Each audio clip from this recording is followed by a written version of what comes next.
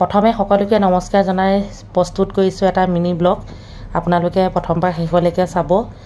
যিহেতু নিজৰ স্বাস্থ্যটো বেয়া বুলি সকলোৱে গম পাইছে। যি কি নহওক, ৰাতিপুৱা উঠোতে 7:30 বাজিলে। এতিয়া মই লাহেকৈ পানী অলপ ধৰি লৈছোঁ। এডাল পাইপ, খুব বতাহ মাৰি আছে এইফালে।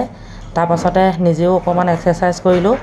এক্সাৰচাইজ আগতে মই ৰেগুলাৰ কৰা নহয়, মানে মাজে মাজে পাহৰি যোৱা লেখীয়া হয়, কিন্তু আজিকালি মই ৰেগুলাৰেই কৰোঁ। যিহেতু বহুত ডিঙি বিষ হৈ আছে, ইটো সিটো বেমাৰ হৈ আছে, সকলোৱে গমেই পায়। আধা ঘণ্টামান এক্সাৰচাইজ কৰাৰ পাছত মই এতিয়া গা পা ধুব লাগিব। ইটো সিটো মানে আজি কেমেৰাত আবদ্ধ কৰিম। এয়া হালধি পানী খাওঁ ৰাতিপুৱা ৰাতিপুৱা, সকলোৱে জানেই। হালধি পানী যিকোনো বেমাৰৰ প্ৰতিষেধক হয়। সেয়েহে এইফালে এয়া কণ বিলাহী আৰু দালি বনাম। আনফালে আমাৰ ছোৱালীয়ে কাটি আছে দাংবডি, বনাব বোলে সৰু আলুৰ লগত। এয়া সৰু আলু আৰু দাংবডিৰ লগত তাই বনাব। এইফালে লাল চাহ ৰেডি। যি কি নহওক, আপোনালোকক আজি এটা মিনি ব্লগ দেখুৱাম গোটেই দিনটো। এতিয়া ভাজিখিনি কাটি হৈ গ'লে এতিয়া মই বনাবলৈ লৈছোঁ। আগফালে মানে আমাৰ দোকানৰ আগফালে যিটো চৌকা আছে তাতে বনাবলৈ লৈছোঁ। পিঁয়াজ, জলকীয়া, সৰু আলু আৰু লগতে দাংবডি। মাছ, মাংস, গাখীৰ, কণী সকলোখিনি বাদ দিবলগীয়া হ'ল, সেয়া আপোনালোকে গমেই পায়। বাৰু আগতেই বাদ দিব লাগিছিলে, মোৰ অকণমান ভুলেই হৈ গ'ল।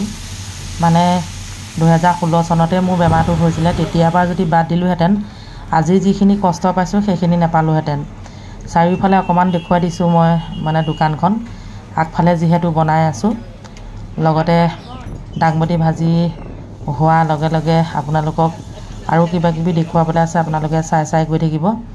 এয়া এতিয়া দোকানত অকণমান দেৰি বহিছোঁ, নিজৰ ডিঙিটো ইফালৰ পৰা সিফালে খুব চাইছোঁ। এই যে ফুলি যে আছে, আপোনালোকে মন কৰিছেনে? সেই ফুলি থকা ধৰে মেইন বেমাৰ। মানে 2016 চনত এই তাতে আৰম্ভ হৈছিলে বেমাৰটো। মই এটা কথা আপোনালোকক এই ভিডিঅ'টোৰ যোগেদি কওঁ, যিকোনো কেঞ্চাৰ বেমাৰ যেতিয়া ভাল হয়, তাৰ পাছত কিন্তু মাছ, মাংস, গাখীৰ, কণী, বিজলুৱা বস্তু একেবাৰে খাব নালাগে। মোৰ ডাঙৰ ভুল হৈ গ'ল। মানে যেতিয়া ভাল পালোঁ, 4 বছৰ নিৰামিষ খালোঁ, তাৰপিছতে সম্পূৰ্ণ ভাল হৈ গ'ল। যিকোনো বেমাৰত মানে খোৱা বোৱাটো পূৰা মানি চলিব লাগে।